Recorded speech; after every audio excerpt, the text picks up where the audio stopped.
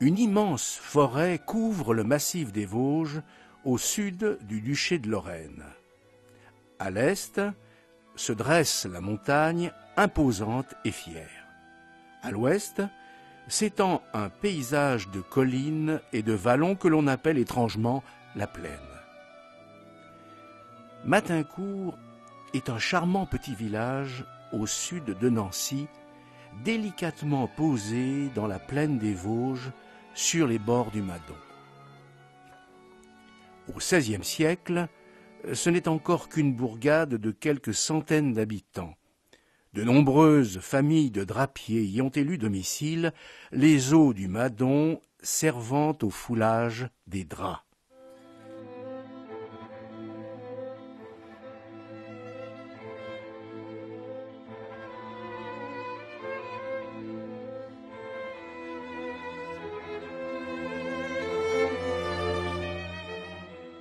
C'est le 30 novembre 1565, à Mirecourt, que Pierre Fourier voit le jour. Ses parents sont des bourgeois, des marchands notables, heureux de travailler dans la ville la plus importante de Lorraine, après Nancy. En ce temps-là, la Lorraine est un duché indépendant et fier de l'être. C'est peut-être de cette indépendance régionale que provient la liberté d'esprit de Fourier. Qui sait ce qu'un enfant doit à l'âme de son pays? Il est vif, intelligent, doué. Ses études à l'université de Pont-à-Mousson ne pouvaient rendre cet esprit bien trempé que plus aigu. Les jésuites avaient su réunir à cette époque les plus grands maîtres de l'enseignement. Devant eux affluaient des élèves de toutes conditions, sans distinction de caste. Se mêlaient des enfants modestes et des enfants aux noms prestigieux comme les ducs de Lorraine. Comment ne pas remarquer le jeune Fourier qui lit Saint-Augustin avec assiduité? Tout l'intéresse. Les pères latins comme les pères d'Orient, Justin et Origène, Tertullien et Chrysostome, Basile de Césarée et Jean Climac. C'est peut-être ce goût de la variété qui lui vaudra cette spiritualité ouverte et souriante, l'exact contraire du pessimisme sévère de la Réforme. Sa curiosité intelligente le porte même au-delà de la théologie. Il étudie avec appétit le droit civil et le droit canon. Rien du monde ni des hommes ne lui est étranger. Il choisit d'être religieux en entrant chez les chanoines réguliers de Saint-Augustin à Chaumouzet après avoir été ordonné diacre et prêtre à Trèves. Et c'est la cure de Matincourt qu'il choisit.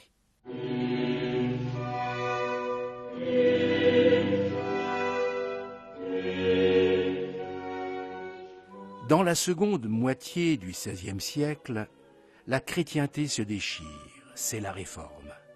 De terribles conflits s'ensuivent, guerre de religion, guerre civile, on persécute les hommes qui adhèrent aux idées nouvelles.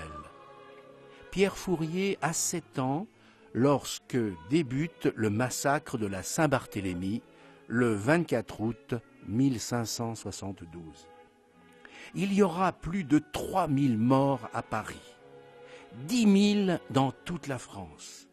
Pas une grande ville où le sang ne coule à flot, pas une ville où des cadavres ne s'amoncellent. À cette époque, le duché de Lorraine est coincé d'un côté par le Saint-Empire romain germanique et de l'autre par la France, qui voudrait bien arrondir son territoire. Partout, on détruit des villages, on pille, on vole, on viole, on étripe à coups de dague. Chaque passage d'une armée de soudards laisse une terre nue, des maisons éventrées et des gens affamés. Oui, on meurt vraiment de faim en terre de Lorraine.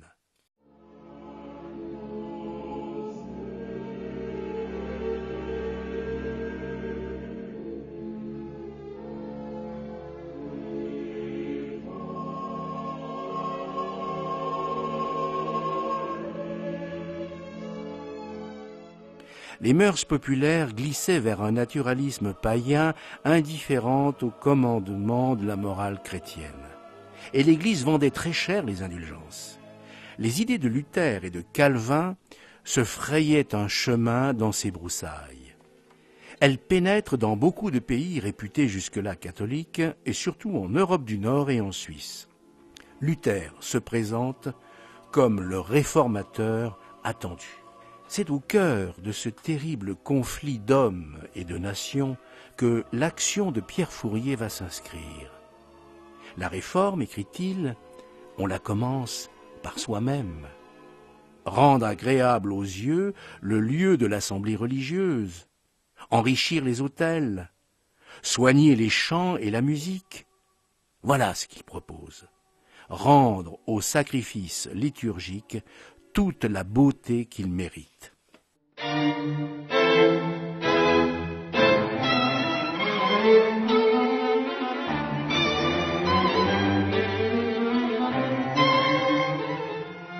La réforme protestante ne gagne pas de terrain en Lorraine, qui reste catholique, mais le clergé y mène une vie très relâchée. Il n'y a que le diocèse de Metz, plus proche des États germaniques, qui verra se développer le protestantisme.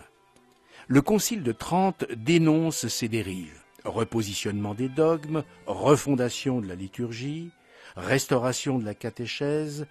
Cela faisait bien longtemps que Rome n'avait pas remis ainsi l'Évangile au cœur de la foi. Avec le Concile, c'est la voix du Christ qui retentit à nouveau dans l'Église. Longtemps attendu, le Concile de Trente, extraordinaire résurrection, porte en lui un immense espoir. Et c'est dans ces conditions que Pierre Fourier arrive à Matincourt en 1597. Il se donne pour objectif de redresser la barre et appliquer les principes du Concile.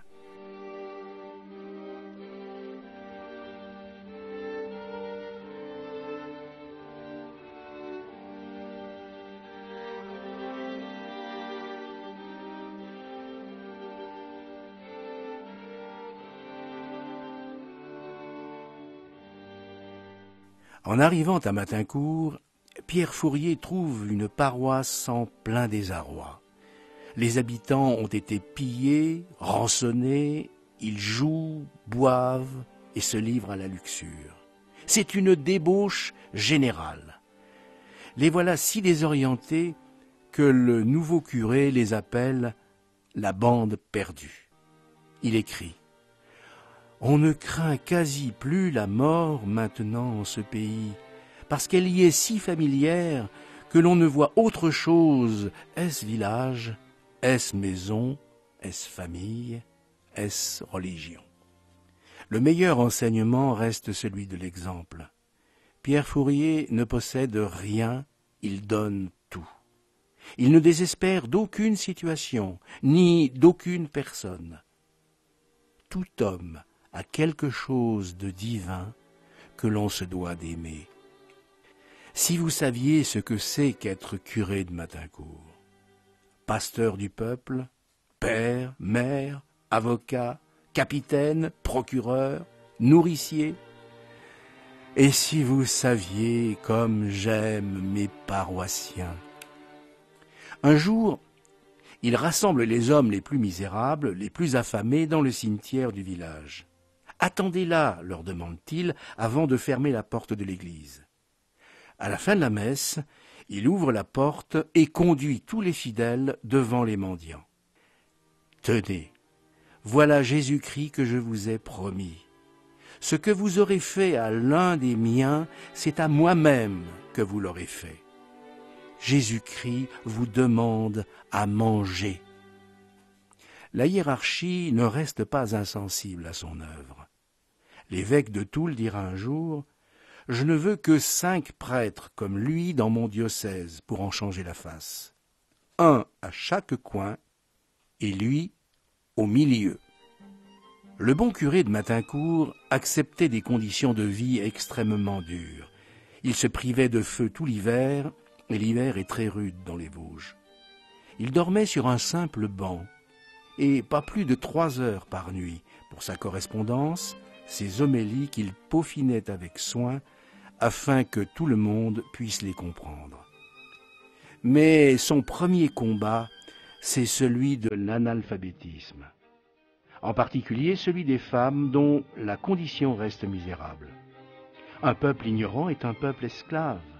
C'est pourquoi il rêve de créer de petites écoles gratuites qui se multiplieraient dans les villages.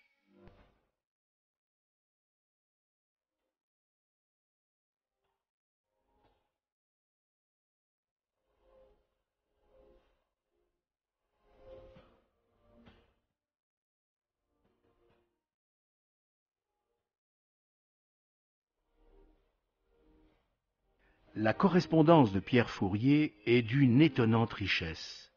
Il échange avec tout le monde, il donne son avis au duc de Lorraine. On le consulte de toutes parts sur des questions de doctrine, sur les mœurs, sur la vie et sur la foi.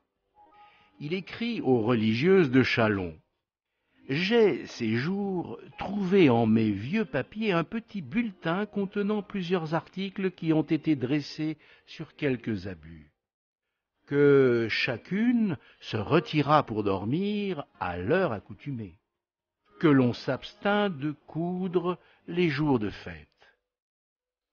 Il écrit sans cesse, une correspondance pleine de finesse et d'humour, chargée de liberté. Sa prose imagée et fleurie fait un peu penser à celle du grand Montaigne. Il plaisante, s'enflamme, gronde, sourit et se plaît dans ce dialogue à distance avec un charme fou. Ce que j'ai appris du style, je le tiens des livres latins et grecs. Il ne peut s'empêcher de fustiger le style ampoulé et précieux du jeune père Bedel. Il lui écrit « Il faut dire à votre plume que lorsqu'elle m'écrira, elle rabaisse un peu son haut bec et le raccourcisse. Il aime à s'exprimer simplement à sa manière vosgienne, comme il dit. Ses lettres aux personnes du monde sont d'un tout autre ton. C'est une maladie de mal payé qui court quasi partout.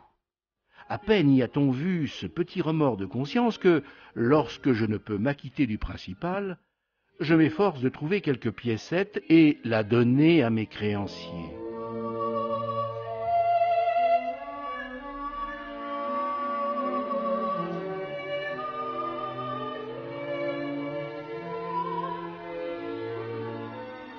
La grande œuvre de Pierre Fourier, c'est l'éducation, et particulièrement l'éducation des filles.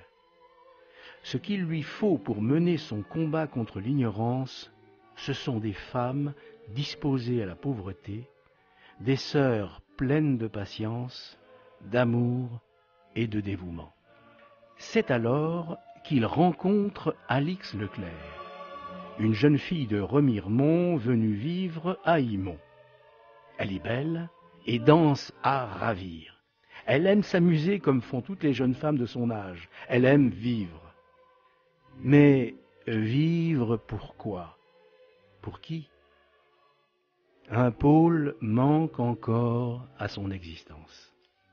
Alix balance entre la vie brillante de sa jeunesse et l'engagement aux côtés de Pierre Fourier. Vivre pourquoi? Pour qui? Jésus répond dans son cœur, « Je veux faire tout le bien que je pourrai. » Elle fonde alors, avec 3 amis, ce qui deviendra la congrégation Notre-Dame. Leur objectif est simple, s'occuper avec amour de l'éducation des filles. Une école s'ouvre rapidement, puis 2, puis 3. La demande est grande. Voilà Alix Leclerc et ses amis, maîtresses d'école. Des écoles de filles et des écoles gratuites ouvertes à toutes, c'est une idée révolutionnaire. Maîtresses d'école et religieuses tout à la fois. Pierre Fourier se démène pour faire accepter la congrégation à Rome. C'est une bataille serrée qui va durer longtemps.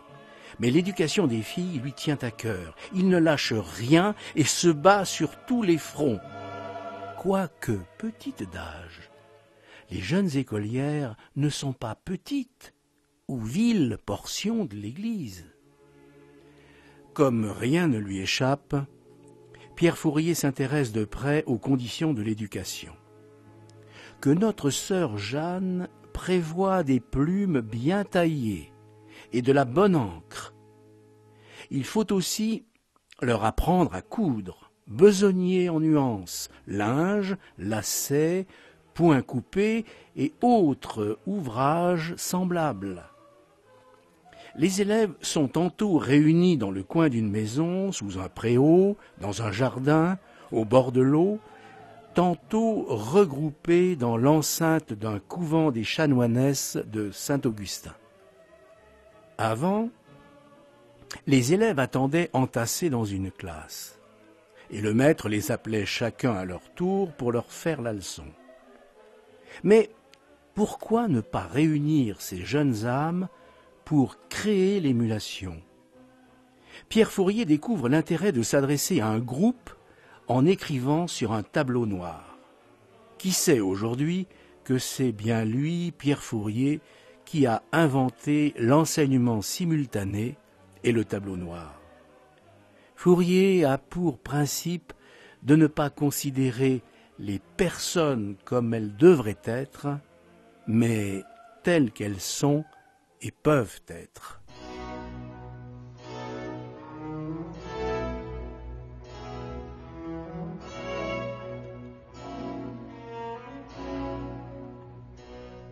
Nous sommes en 1630.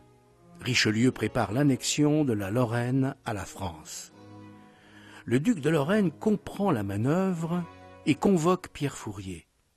Celui-ci entretient d'excellents rapports avec la famille ducale et il va devenir un conseiller secret très précieux. Parfaitement renseigné, Richelieu connaît l'influence du petit curé de Matincourt. Les deux hommes se rencontreront 2 fois en secret. On imagine le grand cardinal au visage creusé, au regard profond et autoritaire, face à Pierre Fourier, sourire tranquille, regard tendre, avec cette longue barbe qui rappelle un peu les patriarches. Richelieu n'obtient rien de ces entretiens. Tenir tête au cardinal, il fallait le faire. Dans toute la Lorraine, je n'ai rencontré qu'un homme, dira Richelieu, le curé de Matincourt.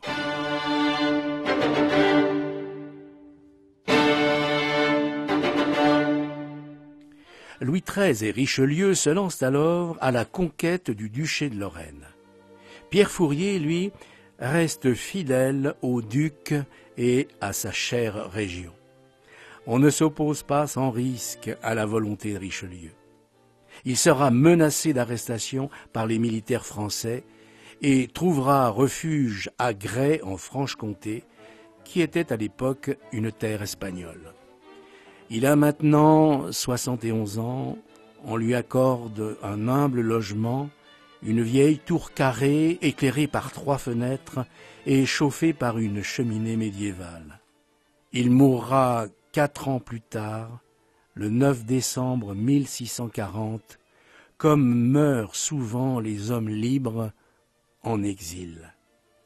La ville de Gray a gardé son cœur, et les reliques sont conservées dans la basilique de Matincourt.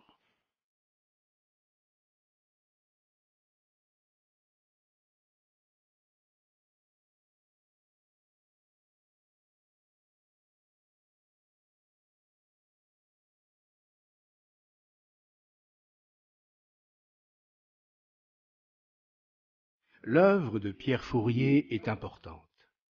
Il a créé une caisse d'assurance, chose incroyable en son temps. La Bourse de Saint-Èvre est une vraie mutuelle d'aide aux artisans en difficulté. Il crée également une confrérie de justice afin d'accélérer ces interminables procès qui ruinent les uns et les autres. Je veux être utile à tous, clame-t-il. Que le droit de chacun soit respecté, puissant ou misérable. Pierre Fourier crée également le pot-au-feu des pauvres, véritable ancêtre des restos du cœur. Il collecte la nourriture et distribue le bouillon de monsieur le curé. Notre temps est-il si différent de celui de Pierre Fourier? Violence urbaine, crise économique, perte des repères, disparition des traditions. Notre époque aussi, comme la sienne, est à la recherche d'un sens. Votre vie, Pierre Fourier, votre engagement dans le monde, votre dévouement charitable, votre courage, votre sainteté sont peut-être des réponses à nos questions d'aujourd'hui.